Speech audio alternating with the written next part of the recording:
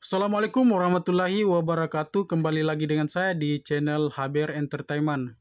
Di sini saya ingin memberikan tutorial kunci jawaban dari pelatihan luar sekolah. Lebih tepatnya yaitu belajar membangun perusahaan rintisan untuk menjadi direktur eksekutif. Tapi sebelum kita melanjutkan video ini, sebaiknya teman-teman mengklik dulu tombol subscribe dan loncengnya, agar teman-temanlah orang yang pertama mendapatkan notifikasi jika ada video-video terbaru dari channel ini. Karena channel ini selalu memberikan info-info terbaru dari Kartu Prakerja.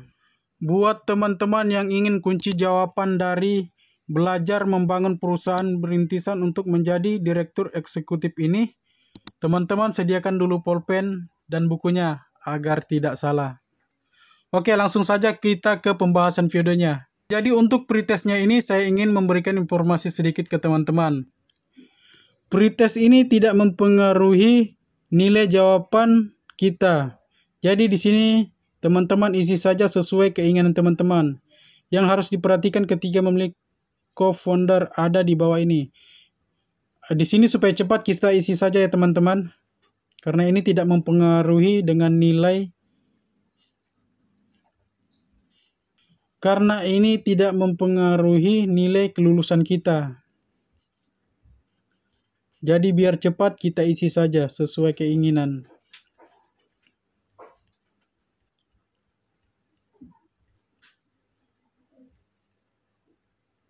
Di sini ada 20 pertanyaan. Kemudian kita submit. Ini adalah materinya teman-teman. Di materi ini hanya 31 materi yang harus kita kerjakan.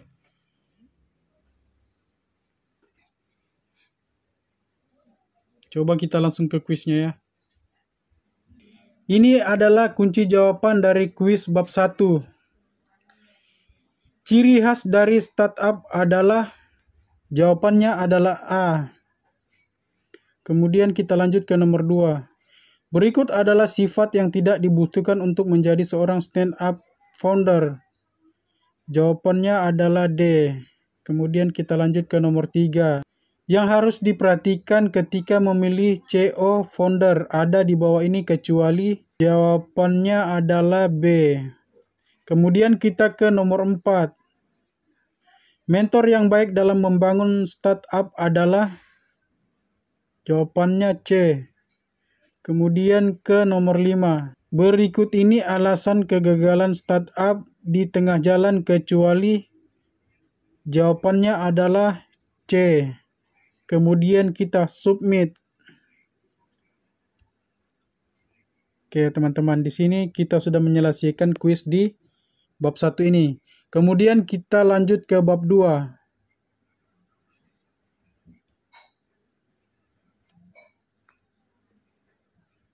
Kunci jawaban dari bab 2 ini adalah, cara terbaik menemukan ide untuk startup adalah, jawabannya adalah A. Kemudian nomor 2. Untuk mengatasi kompetitor dalam startup yang harus kita lakukan adalah, jawabannya adalah C. Kemudian kita lanjut ke nomor 3. Hal yang salah dalam menerapkan inovasi adalah,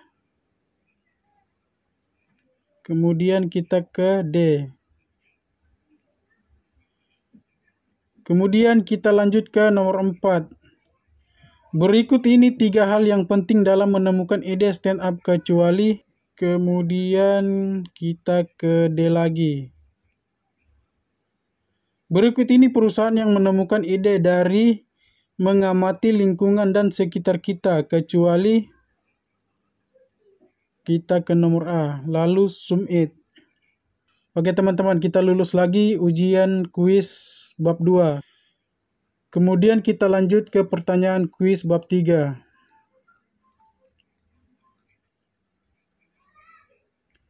Karakter orang yang tepat untuk menjadi karyawan startup kita adalah, jawabannya B. Nomor 2. Tempat yang cocok untuk melakukan hearing adalah sebagai berikut kecuali, jawabannya adalah B. Sekarang kita lanjut ke nomor 3. Ketika kita melakukan hiring, kita berharap bisa mendapat karyawan terbaik. Caranya adalah dengan meningkatkan value yang dimaksud adalah, jawabannya nomor C. Kemudian kita lanjut ke nomor 4. Ketika kita melakukan hiring, kita berharap bisa mendapat karyawan terbaik. Caranya adalah dengan meningkatkan value yang dimaksud adalah, jawabannya B. Kemudian kita lanjut ke 5. Sebelum kita mengumumkan kebutuhan hiring kita ke publik, pastikan bahwa kita telah membuat kebutuhannya berdasarkan, jawabannya adalah A. Kemudian kita submit. Sekarang kita lulus lagi di pertanyaan bab 3. Kemudian kita lanjut ke bab 4. Kemudian kita masuk ke kuisnya. Apabila kita fokus pada ceruk market kita, maka kita akan mendapatkan hal di bawah ini kecuali, jawabannya B. Lanjut ke nomor 2. Pada awal dirilis Facebook, memfokuskan target marketnya kepada, jawabannya D.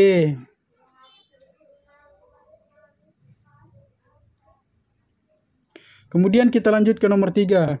Manfaat apabila memfokuskan produk terhadap market tertentu yaitu, jawabannya adalah D. Kemudian kita lanjut ke nomor 4. Berikut ini beberapa cara mudah mengembangkan produk kecuali, jawabannya D. Kemudian kita lanjut ke nomor 5. Contohnya proyek yang dilakukan untuk men-challenge kompetitor besar namun dihentikan dan menghabiskan triliunan rupiah untuk proyek tersebut adalah, jawabannya adalah A. Kemudian kita submit. Di sini kita lulus lagi di ujian kuis bab 4. Kemudian kita lanjut ke kuis nomor 5. Hal-hal yang perlu diperhatikan ketika meluncurkan stand up adalah sebagai berikut. Jawabannya adalah A. Kemudian kita lanjut ke nomor 2. Pada tahap 2.0, tantangan terberat dalam meluncurkan stand up adalah, jawabannya B. Kemudian kita lanjut ke nomor 3. Jika anggota stand up kita masih sedikit, yang harus pertama kita lakukan untuk meluncurkan stand up, jawabannya adalah B. Kemudian kita lanjut ke nomor 4. Untuk membangun reputasi stand up kita, yang harus kita lakukan adalah, jawabannya adalah A. Kemudian kita lanjut ke nomor 5.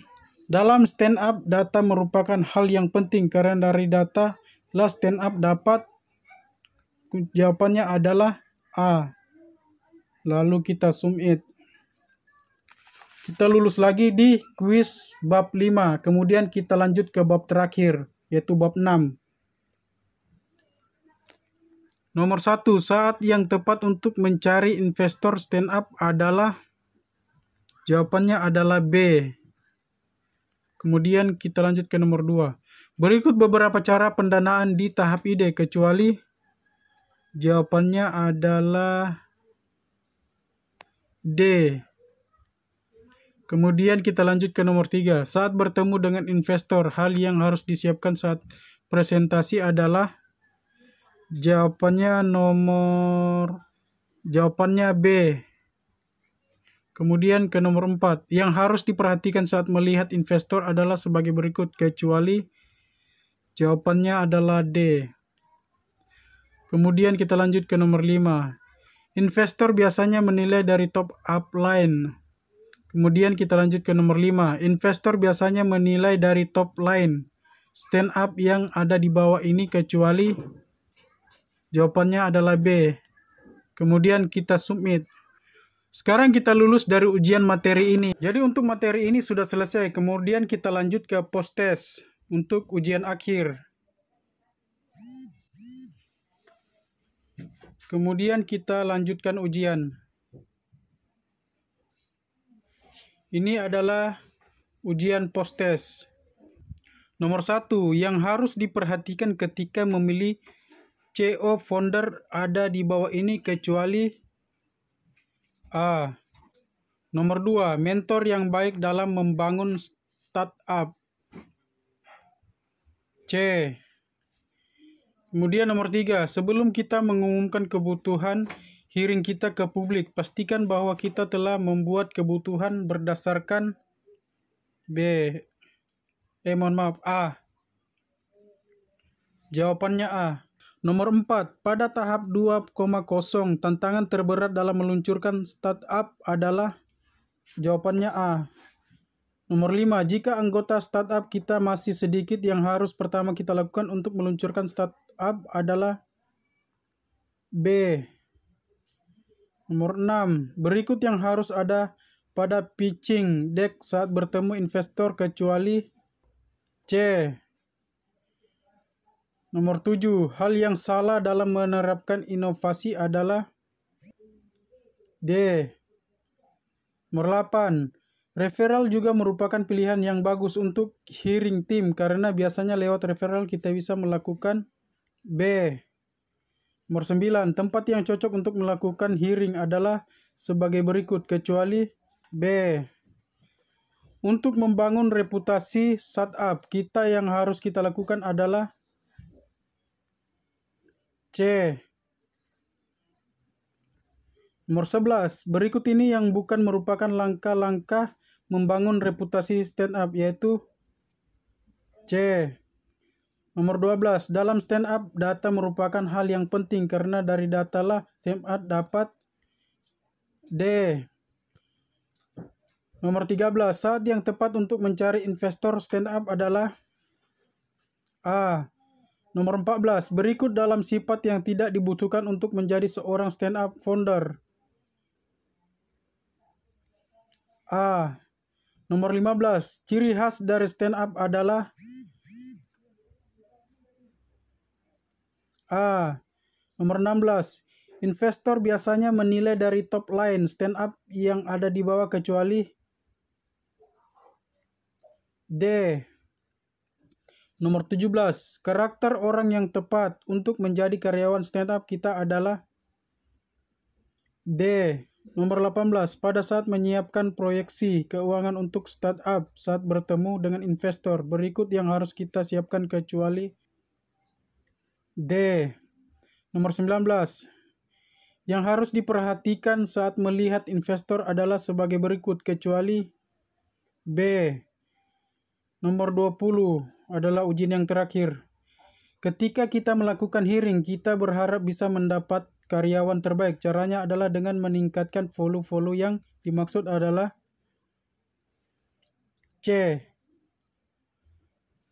Kemudian kita submit.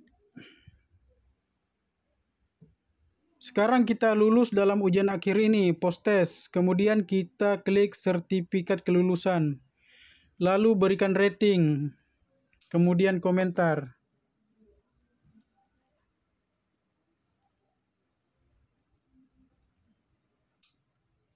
Lalu simpan ulasan. Kemudian kita klik lagi sertifikat kelulusan untuk mendownload atau untuk melihat sertifikat kita. Ini adalah sertifikat kita. Jadi untuk menunggu sertifikat ini masuk ke dashboard kartu prakerja, kita harus menunggu 2 hari sampai 7 hari di hari yang kerja. Tidak termasuk Sabtu dan Minggu. Kalau kita menyelesaikan pelatihan ini di hari Jumat, berarti sertifikatnya masuk ke dashboard prakerja pada hari Senin. Semoga video ini bermanfaat buat teman-teman. Sampai jumpa lagi di video-video selanjutnya. Assalamualaikum warahmatullahi wabarakatuh.